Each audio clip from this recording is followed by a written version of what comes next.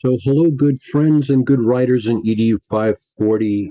This week, week 12, we've gotten there. It's been a long and wonderful ride and a great journey just watching all the good writing everyone is doing. And this week, we're talking about poetry and poetry writing, which is really among all the different kinds of genres that we've been talking about, particularly unique because it poetry really can be written in any number of ways and really is among the more expressive of all the different kind of genres that we've been able to take a look at. So in presenting this particular video and kind of entitling it, I talked about a little bit in the syllabus expanding our vocabulary. But really, what we're doing with poetry is expanding our options and really looking at the fact that language can be delivered and provided in all sorts of different ways.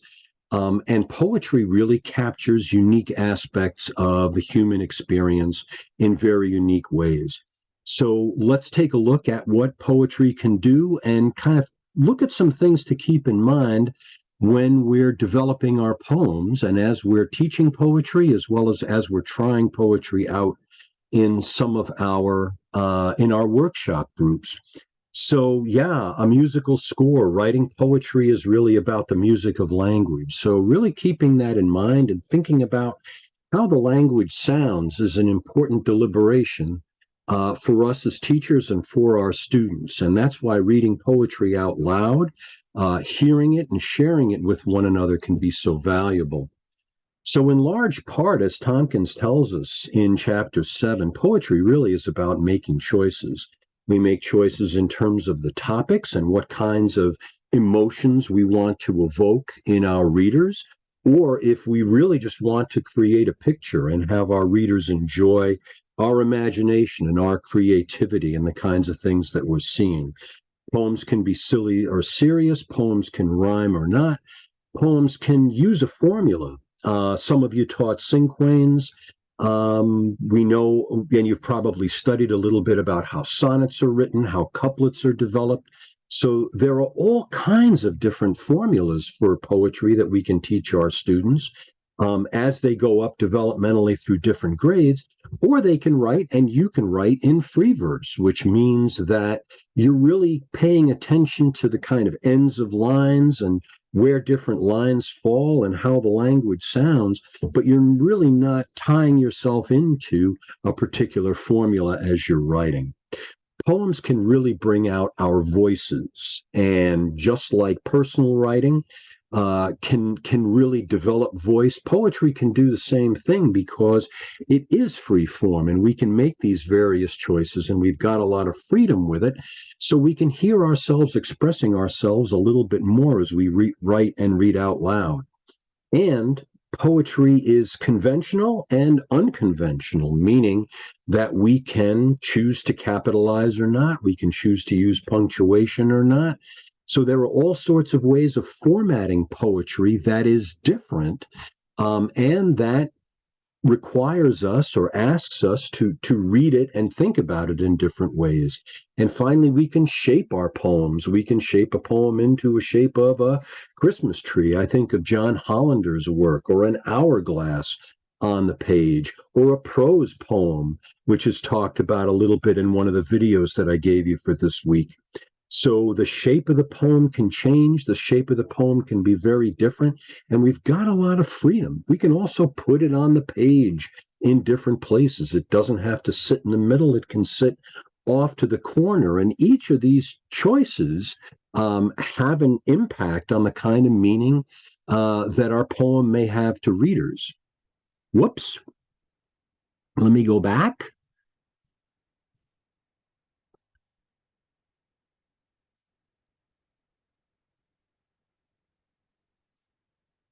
So we know poetry is about making choices, and it's also about learning a craft. So shaping poetry can be very important. And this can also help our students understand more about how language can really affect meaning and provide an impact. So, as we teach poetry, we also need to locate, talk about with our students, and through different formulae and different types and different models of the sort that we see in Tompkins and elsewhere, we need to talk about the characteristics of poems. We can start off by writing poems with our students or having students write poems with one another so they can really develop and shape those poems collaboratively and bring forward a collaborative meaning. What are some of the different formulas for writing poetry that Tompkins talks about, or that are some of the prompts in our workshop group for this week? How do we want to write and edit our poems and revise them so that they are sharp, so that we cut a lot of the fat, as we see in another video for this week? That's also an important portion of working with poetry. All unnecessary words are just really eliminated. What kinds of poetic devices, like representation, repetition, like onomatopoeia, like metaphor, like simile, do poets use, and are we using some of those devices as well? And what effects can those different poetic devices have on the meaning of the poem? So if we repeat something, how is that important and how is that sound? Or if we use a metaphor, what does that make us think of? And how does that create an even greater impact in that comparison that we're developing? Personification, onomatopoeia, how are we sounding or using words that sound like what they are in the poem in order to communicate meaning to our readers? And what are the different poetic forms? So as students grow older, as they get into adolescent learning, they look more at sonnets or sestinas, or different kinds of poetic forms that different poets use. Finally, we want to use this poetry checklist. So looking at poems, what is the topic? So what is the theme? What is the impact of the poem? Did we use a poetic form? Did we use poetic devices? Did we choose to make writing? Did we cut out all the unnecessary words? How did we deal with conventions like capitalization and punctuation? What does the poem look like on the page? And finally, have we had an opportunity to read the poem and maybe read the poem again out loud to ourselves and to an audience so that we can hear what it's like? Because the basis of poetry, remember, is the musicality of the language. So hearing it read can really make a difference. That's my brief entry into talking about poems. As I said, I left you a couple of videos for this week, some prompts.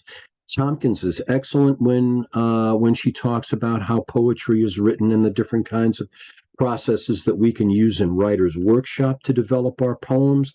And likewise, I have you look at Chapter 9 in Rascal this week, the last few pages of which I think are pretty poetic and pretty beautiful writing. So hopefully you'll enjoy some of the challenges that I left you for this week. I really look forward to taking a look at some of the poems that you develop.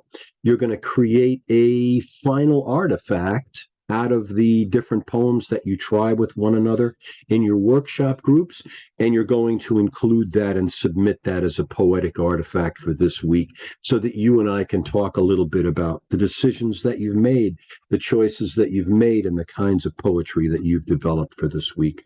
So take care. I hope you enjoy, and I will see you later on. See you on the page.